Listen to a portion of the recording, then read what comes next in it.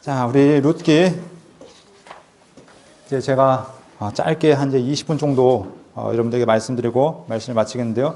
자, 룻기에서 여러분들 아까 사사기에서 했던 답의 결론을 찾았으면 좋겠습니다. 자, 이제 룻기를 보겠는데요. 룻이라는 의미는 우정이라는 의미를 갖고 있습니다. 원래 룻이 이스라엘 사람이 아니죠. 모압 여인이었습니다. 그런데 이런 룻이라는 이름을 갖고 있었고요. 기록자는 아마도 사사기를 기록했던 이 사무엘이 아니었을까라고 이렇게 추정하고 있습니다. 자, 배경은 사사시대를 배경으로 하고 있습니다. 성경에 보면은 사사들이 치리하던 때라는 배경이 바로 1장 1절에서 등장하고 있죠. 그래서 사사시대를 배경으로 하는데 그러면 어느 사사 때냐 이런 얘기를 했을 때는 아마도 입다가 통치하고 있을 당시가 아니었을까라고 이렇게 학자들이 얘기한 것을 보게 됩니다. 자, 그리고 이 룻기의 기간을 얼마나 정도 따지냐면은 모압으로 이주해서부터 돌아와서 벌어진 일까지 약 한 12년간의 시간을 잡고 있습니다. 여러분들 이 룻기를 읽으실 때는 아마 이제 이 룻기가 마치 연극 같은 요소가 있는데 시간과 공간을 잘 생각해 보시면 룻기가 좀 더 생생하게 다가올 겁니다. 시간의 흐름과 공간의 변화되는 것들, 이제 베들레헴에서 모압에서 밭에서 타작마당에서 성에서 이렇게 바뀌어지는 그 현장들을 생각해 보시면 룻기의 이야기가 좀 더 실감나게 다가올 것입니다. 자, 기록 여든을 보면은 약 1390년에서 1500년, 1050년, 다시 말해 사사시대 한 시대에 벌어졌는데 이게 정확한 연대는 아직 알 수 없습니다. 그런데 뭐 11세기 말에서 10세기 초가 아닐까. 예, 이것도 이제 학자들에 따라서는 약간 다른데요. 이렇게 이제 추측하고 있습니다. 자, 기록 목적은 자, 이 사사시대가 어떤 시대였는가? 하나님께서 가장 이상적으로 이스라엘 백성들 다스리기 원하셨던 시대가 사사시대였습니다. 하나님께서 바라셨던 시대였죠. 이것이 언제 실현되어지냐면 여러분들이 이제 천국에 가면은 하나님께서만 왕 되시고 우리가 모두 한 형제자매로 거하는 그 땅이 온전히 이루어질 겁니다. 그것에 대한 샘플이 이제 사사시대였죠. 그런데 이 땅에서의 사사시대는 성공했습니까? 실패했습니까? 어떻게 보면 실패했다고 볼 수 있습니다. 그런데 하나님께서 이렇게 어떻게 보면 많은 사람들이 얘기한 것처럼 암울한 시대, 암흑시대 가운데 하나님께서 정말 기억하신 한 사람이 있었다는 걸 얘기하고 있습니다. 한 가정의 이야기였죠. 이 사람이 바로 누구였는가? 바로 룻이라는 여인과 보아스라는 한 남자, 그리고 그의 가정의 모습을 통해서 하나님을 어떻게 사랑했고 하나님의 말씀에 어떻게 순종했는지 그 모습들을 이 룻기를 통해 보여주고 있습니다. 특별히 이 룻기의 가장 중요한 결론이 무엇이냐면 다윗 왕의 계보를 마지막에 이야기하고 있습니다. 사사기의 결론이 무엇이었죠? 그때 왕이 없으므로 사람들이 자기 소견에 옳은 대로 행하였다라고 얘기하는데 룻기의 결론은 뭐였다고요? 베레스는 헤스론을 낳고 헤스론은 람을 낳고 람은 아미나답을 낳고 아미나답은 나손을 낳고 나손은 살몬을 낳고 하면서 어떻게 해요? 마지막에 이새가 다윗 왕을 낳으니라 하면서 마지막 결론, 그때 누가 나왔는가? 다윗이 나왔다라고 성경은 이야기하는 것입니다. 그래서 다윗 왕의 계보를 통해서 하나님께서 유대인과 이방인을 연합해서 하나님의 한 나라를 이끌어 가신 것들을 이야기하고 있고요. 특별히 이 보아스는 신약에 나오는 예수님을 예표하는 모습을 갖고 있습니다. 보아스의 그 모습을 통해서 예수님은 이런 모습일 것이다. 예수님의 사역은 이렇게 나타날 것이라는 것들을 우리가 짐작해 볼 수 있다는 것입니다. 자, 전체 보기를 보면 룻기는 4장입니다. 야, 룻기 4장은 다 아시니까 굳이 설명하지 않겠습니다. 네, 어떤 분들은 나오미와 룻의 사랑, 아니면 보아스와 룻의 사랑, 이렇게 사랑 얘기를 하기도 하는데, 자, 그러면서 사랑 하는데 몇 장이라고 일단? 네, 4장. 네. 그렇다고 해서 이게 룻기가 사랑 이야기는 아닙니다. 네, 그런데 예, 사랑에 대한 단어를 기억하시면서 4장을 기억하시면 좋겠습니다. 룻기를 이야기하면은 사랑이라는 단어보다는 어떤 단어가 더 여기에 룻기에 맞냐면 은혜라는 말이 좀 더 실감나게 다가올 겁니다. 왜냐하면 어떻게 보면은 외면받는 한 여인, 버림받아 마땅한 한 여인이 자기에게는 이방 땅이죠. 예, 자기의 고국을 떠나서 이방 땅에 갔는데 그곳에서 하나님의 은혜를 덧입고 그리고 그가 한 이스라엘의 민족, 정말 성군이라 일컫는 다윗 왕의 조상이 되어지는 은혜까지 덧입는, 그리고 더 나아가서 예수 그리스도의 족보까지 들어가는 그 은혜를 입는 이야기가 바로 이 룻기라는 이야기인 것입니다. 그래서 여러분들이 이 룻기의 이야기를 통해서 하나님의 사랑과 또한 이들의 모습, 또 하나님의 은혜를 발견했으면 좋겠습니다. 자, 그러면 1장부터 4장까지를 어떻게 나눠볼 수 있냐면, 자, 1장과 1장과 나머지 2장부터 4장까지를 나눠볼 수 있습니다. 1장의 이야기는 나오미와 룻에 대한 이야기를 다룰 수 있습니다. 그래서 나오미와 룻이 만나서 고부간 간의 그 관계를 맺는 이야기, 그리고 이스라엘로 돌아오는 이야기가 1장에 나타나고요. 2장부터 4장까지는 이제 룻과 보아스가 서로 연관되어져서 하나님께서 말씀하셨던 기업 물을 자, 이 기업 물을 자의 이 약속을 어떻게 실현하는지 이것들을 살펴볼 수 있다는 것입니다. 그러면 우리 1장부터 한번 자세히 보게 살펴보도록 하겠습니다.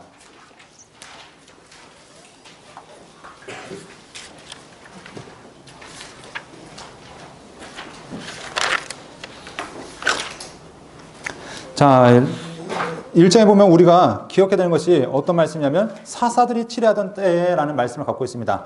보면은 우리가 레위기의 말씀을 살펴보면 성경은 무엇을 얘기하면 너희가 하나님 말씀에 불순종하면 너희에게 하나님께서 이러이러한 재앙을 내리실 거다라고 말씀하시는데 그 중에 하나가 무엇이냐면 기근, 흉년과 기근에 대한 말씀이 나타납니다. 그러니까 사사들이 치리하던 때, 그러니까 이 배경이 사사 시대인데 이 흉년이라는 것이 자연적인 흉년이 아니라 어떤 것으로 인한 흉년이냐면 바로 그들이 하나님 앞에 불순종, 하나님을 떠났을 때 나타난 결과라는 것을 우리가 짐작해 볼 수 있습니다. 자, 그러면 이렇게 하나님의 말씀에 불순종해서 이런 흉년이 왔다면 어떻게 될까요? 무조건 도망가야 될까요? 하나님께, 아니면 하나님께 물어봐야 될까요? 물어봐야 되겠죠. 하나님, 이 흉년이 왜 왔습니까? 이 흉년의 원인이 무엇입니까? 그러면서 하나님 앞에서 자기 자신을 돌아보는 시간이 되는데 이 엘리멜렉이라는 뜻은 나의 하나님은, 나의 아버지는, 나의 하나님은 왕이시다라는 의미를 갖고 있습니다. 그러니까 이름은 참 좋죠. 하나님이 왕이라고 이렇게 고백하는 한 사람이 하나님께 묻고 문제를 해결하기보다는 어떻게 하면은 가족들 데리고 야반도주를 하는 겁니다. 정말 야반도주를 했는지 아니면은 낮에 대낮에 뭐 이사차를 불러서 갔는지는 모르겠지만 자, 아무튼 이렇게 모압 땅으로 떠나는 겁니다. 그 모압 땅 하나님께서 가지 말라고 했던 이방 지역으로 자기의 사명을 다 버려두고 가는 겁니다. 자, 이때 보면은 참 아이러니한 상황이 있습니다. 베들레헴이라는 곳은 우리가 자주 얘기하죠. 베들레헴의 뜻이 무엇입니까 하면은 떡집이라고 얘기합니다. 떡집에 뭐가 없는 상황이 되었습니까? 떡이 없는 상황이 된 거죠. 흉년이 들었으니까. 그러니까 결국 이들이 이곳을 떠나가는 겁니다. 자, 그런데 문제는 떠나갔다고 해결되지 않습니다. 하나님 앞에서 해결되어야 되지 도망간다고 해결되는 게 아니죠. 그러니까 도망가니까 결국 어떻게 되면은 문제가 더 커집니다. 결국 엘리멜렉이 죽고요. 그 가운데 10년 동안 머물면서 두 아들을 결혼을 시켰는데 그 두 아들까지 다 죽게 되어집니다. 기럯과 말론이라는 아들이 있었는데 그 두 아들이 죽고 결국 두 명의 자부만 남게 되어지죠. 여러분 잘 아시는 룻과 오르바입니다. 자, 그러면 누가 첫째 며느리일까요? 오르바요? 룻이요?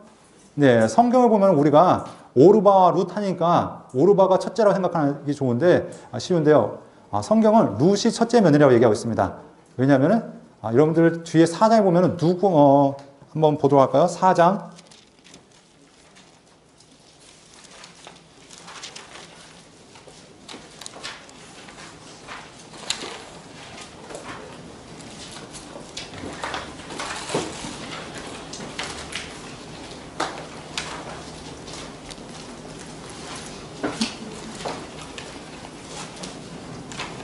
자, 여기 보면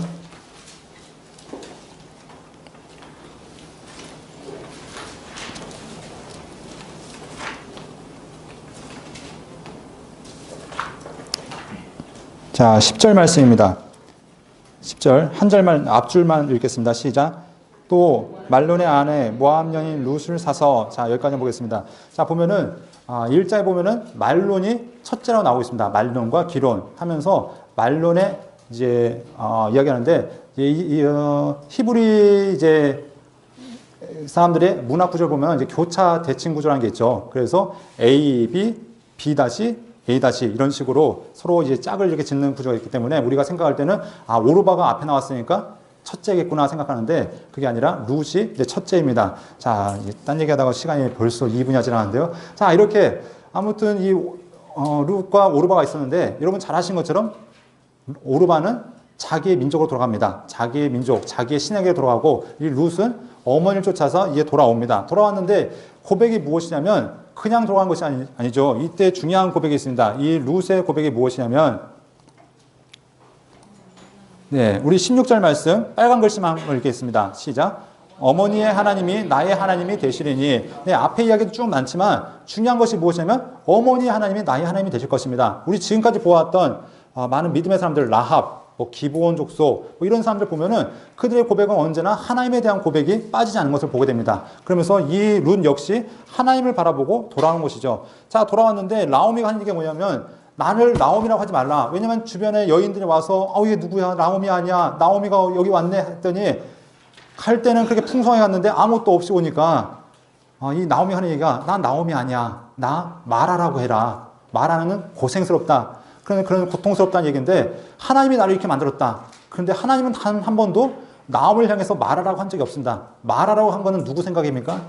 자기 생각이죠. 하나님은 나오미를 향한 계획을 여전히 갖고 계시고 그의 삶을 이끌어 가시는데 자, 이 계획들이 이제 하나하나 실현되어집니다. 그것이 바로 무엇이냐면 돌아왔는데 때마침 보리 추수할 때입니다. 그러면서 이때 룻이 나가서 이 보리를 추수하기 시작하는 겁니다. 자, 룻이 우연찮게 어디에 가서 추수하게 됐냐면 보아스의 밭에 가서 보리를 추수하게 되었다라고 얘기하고 있습니다. 그런데 성경에 보면은 참 재미있는 모습이 가게 되는데요. 3절 말씀 함께 읽도록 하겠습니다.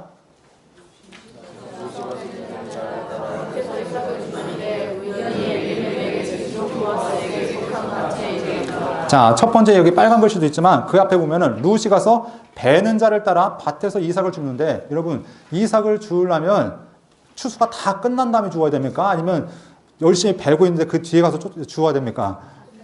네, 다 끝난 다음에 주워야 되죠. 그런데 이 여인이 아마도 집안이 잘 살아서 그런지 몰라도 네, 이런 거 고생 안 해봤는지 몰라도 네, 열심히 베고 있는데 뒤에 가서 그냥 쫄쫄 죽고 있는 겁니다. 자, 그 보아스가 보니까 한 여인이 자기들 일꾼들 열심히 일하고 있는데 뒤에 가서 죽고 있으니까 야, 저 누구야? 그랬더니 얘기를 한 겁니다. 저거는 아니겠죠. 저희는 우리 주인님의 친족이었던 나오미의 며느리였습니다. 그랬더니 그래? 그냥 냅둬. 그러면서 무슨 얘기까지 하면은 그냥 그렇게 죽게 하지 말고 일부러 뿌려 하면서 어떻게 하면은 뿌리라고 얘기하는 걸 보게 되죠. 자, 그래서 자, 성경은 우리 보도록 하겠습니다. 자, 15절 말씀 보겠습니다. 15절 시작.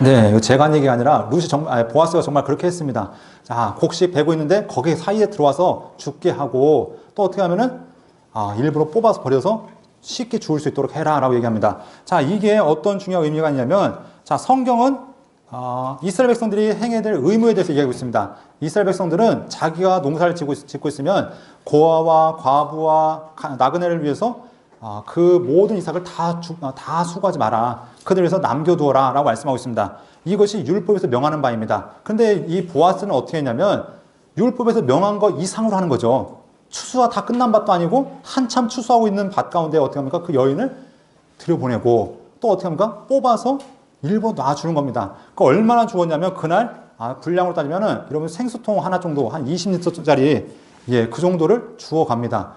그러니까 나오미가 놀라는 거죠. 집에 왔더니 아니 이삭 주워왔다면서 뭘 이렇게 많이 주워왔냐 하면서 놀라는 거죠. 그랬더니 어디서 주워왔는데 그랬더니 보아스라는 분 어르신 집에 가서 주워왔습니다. 그랬더니 그분은 너의 기업물자다라는 이야기가 되는 것을 보게 됩니다. 자, 그럼 여기서 중요한 것이 이제 기업물자라는 이야기죠. 그러면서 나오미가 이 보아스로부터 기업을 물게 하기 위해서 타작마장에도 들여보내고 이렇게 하는데 보아스가 이 나오미의 의지를 알고 룻의 뜻을 안 다음에 자기가 이제 열심히 나가서 의도적으로 자기가 열심을 내기 시작합니다. 그런데 아직 걸림돌이 있습니다. 왜냐하면 자기가 기업 물기 위해서는 누가 있냐면 우선순위가 있습니다. 자기보다 더 가까운 친족이 있는 거죠. 자, 우리가 룻기를 읽을 때 오해되는 부분이 있는데 그것이 바로 무엇이냐면 기업 물을 자와 수혼법이라는 것이 오해가 되어질 때가 있습니다.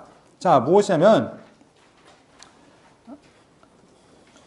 자, 기업 물을 자는 무엇이냐면 여러분 기업 물을 자는 만약에 형제 중에서 어떤 사람이 억울한 일을 당하거나 땅을 팔거나 하면은 그 친족이 그걸 대신 갚아주는 겁니다.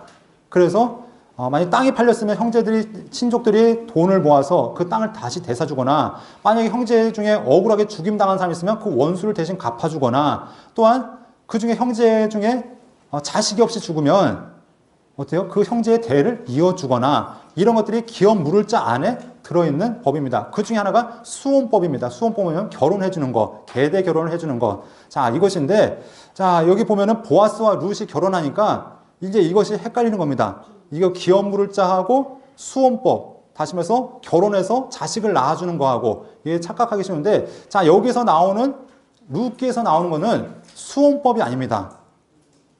결혼해서 자식을 낳아주는 법이 아니라, 여기서 중요한 건 뭐냐면 기업 물을 자입니다. 기업 물을 자의 가장 중요한 의미가 무엇이라고요? 형제가 땅이 팔렸을 때, 억울한 일을 당했을 때 갚아주는 것, 이것이 기업 물자라입니다. 자, 수혼법은 그 중에 한 가지인데, 만약에 형제 중에서 결혼을 했는데, 만약에 형제가 죽고 부인이 남았으면 형제끼리는 그거를 해줘야 됩니다. 가까운 친척까지도 해줘야 되지만, 지금 이 나오미와 이 룻, 그리고 보아스의 상황은 가까운 친척은 아닌 것 같습니다. 그러니까 지금 수혼법에서는 벗어난 겁니다. 그런데 왜 이제 룻과 보아스의 결혼이 문제가 되어지는가? 자, 이 이야기가 이제 여기서 나옵니다. 아무개한테 4장 1절에 보면, 네, 우리 성경을 먼저 읽고 보도록 하겠습니다. 자, 4장 1절 말씀 먼저 함께 읽겠습니다. 4장 1절, 5절 시작. 마침 보아스가 말하던 기업 물을 자가 지나가는지라 보아스가 그에게 이르되 아무개여 이리로 와서 앉으라 하니 그가 와서 앉으매 보아스가 이르되 내가 나오미의 손에서 그 밭을 사는 날에 곧 죽은 자의 아내 모압 여인 룻에게서 사서 그 죽은 자의 기업을 그의 이름으로 세워야 할지니라 하니. 자, 이게 어떤 문제가 있냐면 이제 기업을 물러줘야 됩니다. 근데 누구의 기업을 물러줘야 되냐면 엘리멜렉의 기업을 물러줘야 되는 겁니다. 누구의 기업이라고요? 엘리멜렉. 그러니까 엘리멜렉의 부인이 나오미였죠. 나오미의 기업을 물러줘야 되는데, 문제는 뭐가 문제냐면 룻이 문제인 겁니다. 룻이라는 사람이 있기 때문에 이제 이게 복잡하게 되는 것인데, 자, 이 기업을 물러주면은 다시 사가지고 이제 땅을 팔린 사람한테 다시 사주는 겁니다. 그런데 이렇게 되어지면은 어떤 일이냐면, 나오미가 만약에 죽으면은 그 땅이 누가 땅이 되냐면 사준 사람이 그 땅을 가져올 수 있습니다. 왜냐면 같은 친족이니까. 그런데 지금 여기서 누가 문제냐면 룻이라는 사람이 문제입니다. 룻이라는 여인이 있는데, 만약에 나오미가 죽었는데 이 룻이 그냥 그냥 결혼을 안 하고 그냥 그렇게 살아가면은 룻도 죽으면 그 땅은 자기가 가지고 있을 수 있습니다. 그런데 만약에 룻이 젊기 때문에 재혼을 하면 문제가 되는 겁니다. 왜냐면 가족이기 때문에 이 결혼을 하면은 이 땅이 누구의 땅으로 가져가는 겁니까? 그 남편을 따라서 가져가는 겁니다. 그러니까 기업이 다른 곳으로 옮겨가는 거죠. 그러니까 이것이 문제가 되어지니까 그걸 방지하기 위해서 누구까지 같이 책임을 져야 되는 겁니까? 룻까지 같이 데려가 이제 결혼을 해야 되는 것입니다. 그러니까 이건 수혼법이 아니라 기업 물을 자 중에서 룻에 의해서 이 기업이 왔다 갔다 할 수 있기 때문에 성경에도 보면은 우리 슬로보앗의 딸들에 대해서 이야기하고 있습니다. 보면 민수기에 보면 슬로보앗의 딸들이 와서 우리 아버지에게는 딸들밖에 없습니다. 딸들밖에 없어서 우리가 지금 결혼을 해야 되는데 이 땅은 우리 아버지도 땅을 분배해 주지 않겠습니까? 그랬더니 이 모세가 어떤 대안을 내놓냐면, 너희가 딸이기 때문에 만약에 너희가 다른 남자를 따라서 결혼해버리면 그 기업도 이동해버릴 수 있다. 그러니까 너희는 같은 민족 안에서, 집 안에서 결혼해라 라고 결론을 내려준 걸 보게 됩니다. 그러니까 이런 문제의 연장선을 보면 이 룻의 문제도 나오미 혼자 있었으면 그냥 땅 사주고 이 아무개라는 사람이 죽으면 자기 땅으로 다시 흡수하면 됩니다. 근데 룻이라는 여인이 있으니까 이 여인을 자기가 취하면 무슨 문제가 생기면은 지금 자기도 안 그래도 지금 기업을 물려줘야 되는데 또 다른 자식한테 자기의 기업을 또 다른 기업을 나눠줘야 되는 상황이죠. 유산을 반으로 나눠야 되는 상황이기 때문에 이것이 논란이 될 수 있는 상황이라는 것입니다. 그러니까 성경은 이 아무개가 어떻게 하냐면은 제가 포기하겠습니다. 나오미의 기업만 물은다면 제가 하겠지만 룻까지 책임진 것은 제가 못하겠습니다. 이때 보아스가 어떻게 결론을 내립니까? 자, 성경은 13절 말씀 함께 보겠습니다.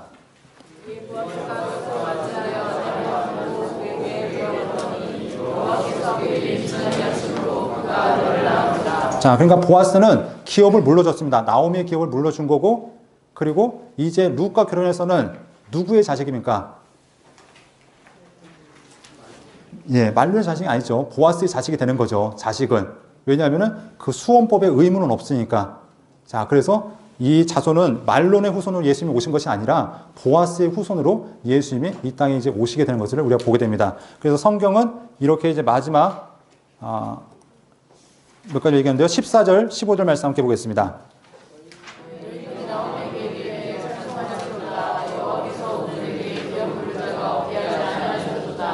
이 아이의 이름이 이스라엘 중에 유명하게 되기를 원하노라. 이는 내 백성의 교육자이며 내 은혜를 행하는 자라. 곧 너를 사랑하며 일본 받은 자와 내게 나가는 자로다. 자, 우리가 아까 초반에 얘기하면서 룻기에서 가장 중요한 한 가지 주제가 은혜라고 얘기했습니다. 보면은 두 여인이 아무것도 없이 돌아왔습니다. 한 여인은 이렇게 고백했죠. 나는 마라입니다. 나는 고통스러운 존재입니다. 하나님이 다 뺏어갔습니다. 그런데 하나님은 시간이 지난 다음에 모든 것을 다 회복하셨습니다. 자기의 문제를 생각했던 땅의 문제도 해결되었죠. 또한 자기를 따라왔던 며느리를 통해서 손주도 보게 되었죠. 비록 자기의 친손주는 아니지만 이렇게 보게 되었죠. 그러면서 하나님을 찬양하는, 하나님께서 행하신 일을 고백하는 이 은혜의 자리가 된 것을 보게 됩니다. 그리고 결론은 어떻게 내는가? 우리 22절 마지막만 한번 보겠습니다. 이새는 다윗을 낳았더라. 자, 아까 사사기의 결론이 무엇을 얘기했습니까? 그때 왕이 없으므로 사람들이 자기 속에 옳은 대로 행하였더라. 근데 하나님은 그때를 준비하고 계셨습니다. 바로 룻기를 통해서 아니야, 하나님께서 너희를 위해서 한 왕을 준비하고 계셔. 그리고 특별히 세상이 말하는 그런 인간적인 왕이 아니라 하나님 말씀에 민감한 왕, 하나님 말씀에 순종하는 한 사람을 준비하고 있다는 것을 룻기를 통해 보여주고 있다는 것입니다. 자, 이제 룻기를 정리합니다.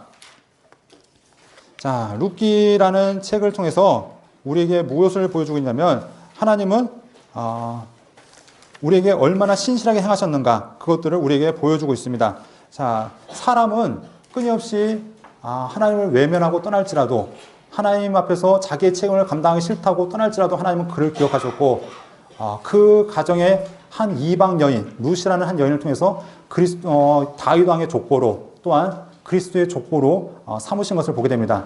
이것은 하나님께서는 나이나 아니면 신분이나 인종을 초월해서 하나님을 신뢰하고 바라보는 자에게 하나님의 은혜 베푸신 것들을 보게 됩니다.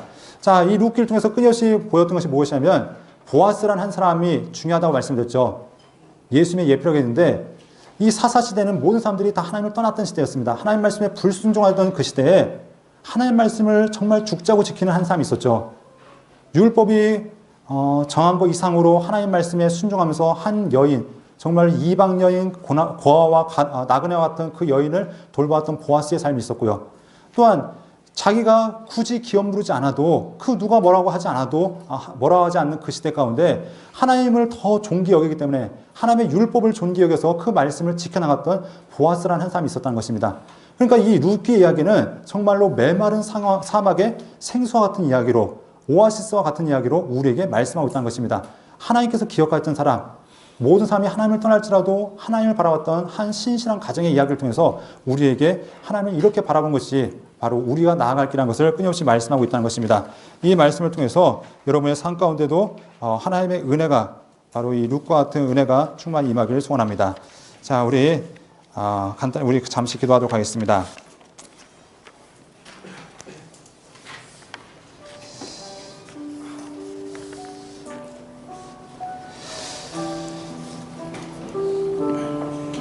지금까지 여호수아부터 룻기까지 함께 살펴보면서 하나님께서 이스라엘 백성들에게 요구하셨던 것은 너희의 힘이 아니라고 끊임없이 말씀하셨습니다. 하나님의 은혜이고 하나님의 도우심이고 하나님과 함께 동행할 때 그 가운데 승리가 있다는 것을 말씀하셨습니다. 우리는 그 가운데 하나님의 말씀을 의지하고 서 있기만 하면 하나님은 스스로 역사하시겠다고 끊임없이 말씀하셨습니다. 특별히 룻기를 통해서 모든 사람들이 하나님을 외면하고 하나님의 말씀을 불순종하는 그 시대 가운데 누가 알아주지 않아도 하나님의 말씀을 따라갔고 순종했고 그 사랑을 실천했던 보아스라는 한 사람을 우리가 살펴보았습니다.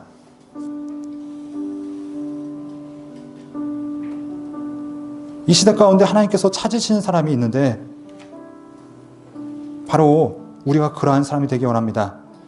하나님 마음의 합한 자로서 하나님 마음을 시원케 할 수 있는 그런 자가 우리가 되어지기 원합니다. 이 시간 함께 기도하실 때 하나님, 주님 말씀하신 그곳에 우리가 있기 원합니다. 또한 주님 뜻이 아닌 그곳을 우리가 벗어나기 원합니다. 날마다 하나님 말씀에 순종함으로 우리의 길을 걸어가기 원합니다. 라는 그런 마음으로 함께 기도하시도록 하겠습니다.